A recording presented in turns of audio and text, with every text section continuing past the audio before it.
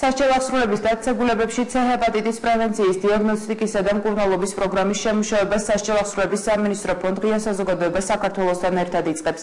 სასჯელ აღსრულების მინისტრი სოზორ სუბარის განცხადებით, მას შემდეგ, რაც სასჯელ აღსრულების დაწესებულებებში C-ჰეპატიტის მკურნალობას სახელმწიფო საკუთარ თავზე აიღებს, ამ დაავადების მკურნალობის ხარჯები დაახლოებით 50%-ით გაიაფდება. ფონდ ღია საზოგადოება საქართველოს აღმასრულებელი დირექტორის კეთი ხუციშვილის თქმით, C-ჰეპატიტის მკურნალობისას ფასი დამოკიდებულია მათზე, ვისაც ქვეყანაში სამკურნალო საშუალებები შემოაქვს და იმ ქვეყნების გამოცდილების გათვალისწინებით, სადაც სახელმწიფო სრულად ან ნაწილობრივ აფინანსებს C-ჰეპატიტის მკურნალობას, შემომტანებივი სამკურნალო საშუალების ფასს აიაფებენ.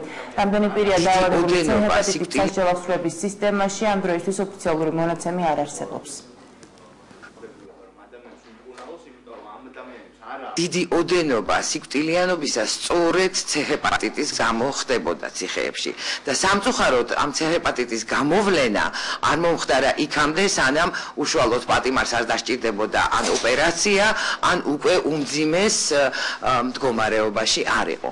შესაბამისად, ჩემის აზრით ძალიან სწორი და დროული გადაწყვეტილება მიიღო სასჯელ აღსრულების და პრობაციის სამინისტრომ, რომ ერთი მხრივ დეკემბერში საერთო სტრატეგია შეიმუშავა ჯანდაცვის გაუმჯობესებისა ამ დაწესებულებებში და ასევე გადაწყვიტა, რომ განსაკუთრებული ყურადღება გაამახვილოს C-ჰეპატიტს. ევროსასამართლოსგან ყველა საქმეზე, რომელიც კი წავიდა C-ჰეპატიტთან დაკავშირებით, მოგვეცა პირდაპირ ესეთი დავალება, რომ ვიმკურნალოთ ამ ადამიანებს ადეკვატურად, მაგრამ ეს ადამიანები ჩვენი მოქალაქეები არიან, ჩვენი სისხლი და ხორცი არიან და არანაირი ევროსასამართლოს დავალება არ უნდა გჭირდებოდეს, ჩვენმა სახელმწიფომ უნდა აიღოს თავზე ეს მკურნალობა.